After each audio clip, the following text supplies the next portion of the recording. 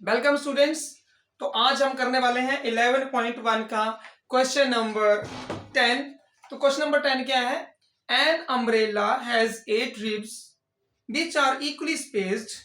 So assuming our umbrella is to be a flat circle of radius 45 centimetre.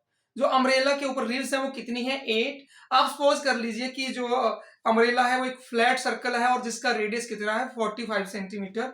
ये question में कहा गया है find the area between two consecutive ribs of the umbrella. तो जब umbrella हमारे पास यहाँ पे 11.1 एक्सरसाइज का ये हमारा क्वेश्चन नंबर 10 है और फ्लैट सरफेस में जब उसको एज्यूम किया गया है तो हमारे पास जो 8 रिब्स थी वो कितने उसमें गई हमारे पास 1 2 3 4 1 2 3 4 5 6 7 8 8 सेक्टर यहाँ पे बन गए हैं। ओके, तो यहाँ पे 8 सेक्टर बने हैं। तो यहाँ पे सबसे पहले तो थीटा कितना होगा? 360 डिवाइड बाई 8, क्योंकि पूरे राउंड का जो एंगल सम होता है वो 360 होता है और 8 पार्ट्स बने तो 8 से डिवाइड करेंगे। ईच पार्ट्स कितना आ जाएगा हमारे पास? 45। और जो रेडियस है वो कितना बताया गया है? 45 सेंटीमीटर। 45 सेंटीमीटर। अब आपने फाइंड आउट करना है area between two consecutive ribs. Means ये दो रिब्स हैं और इनके बीच का एरिया फाइंड आउट करना है। तो वो क्या बनेगा हमारे पास? Area of sector. तो लिखेंगे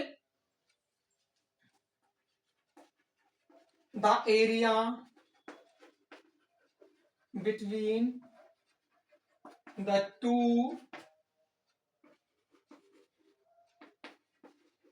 consecutive ribs is equal to area of sector. Area of sector means theta upon 360 pi r square। ये फॉर्मूला आपने यूज करना है यहाँ पे। तो थीटा कितना है यहाँ पे? 45 अपॉन 360। और इस क्वेश्चन में भी आपने जो पाई की वैल्यू है वो 22/7 ही रखनी है। रेडियस हमारे पास 45 है तो कैलकुलेशन थोड़ी बड़ी हो सकती है। तो 45 पे इसकी कटिंग करेंगे तो आ जाएगा हमारे पास 8 और 8 और 22 की कटिंग होगी 2 की टेबल में, तो 11 2 जा और 4 2 जा। अब यहाँ पे कोई कटिंग नहीं होने वाली तो हमारे पास क्या रह गया है? 11 इंटू 45 इंटू 45 अपॉन 4 इंटू 7। तो सबसे पहले तो हम करते हैं 45 इंटू 45, देखते हैं कितना आंसर आता है। 5 5 जा 25, 2 कैरी, 5 4 जा 20 और 2 22, ये आ गया।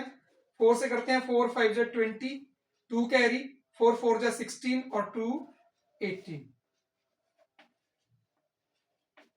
ये हमारे पास आ गया 45 इंटू 45 2025 2025 7 4 जा 28। अब इसको भी मल्टीप्लाई करते हैं हम 11 के साथ, ये कैलकुलेशन उसकी थी।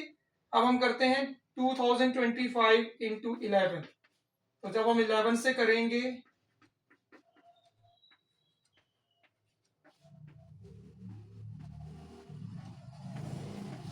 तो हमारे पास क्या आंसर आएगा? 22,275।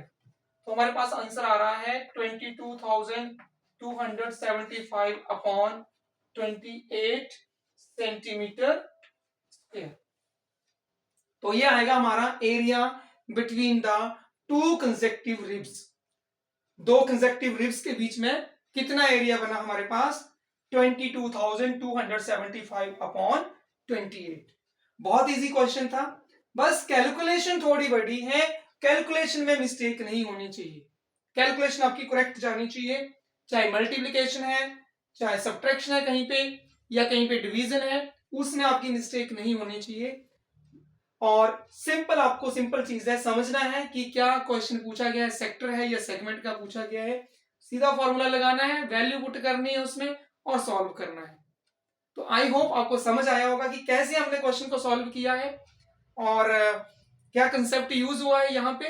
तो सभी ने नोट करना है नोटबुक में और प्रैक्टिस भी करनी है साथ में कि जब बार बार आप प्रैक्टिस करेंगे तो हो ही नहीं सकता कि आपको क्वेश्चन ये वाला या इस टाइप का कोई भी क्वेश्चन आ जाए तो आप उसमें मिस्टेक कर जाएं।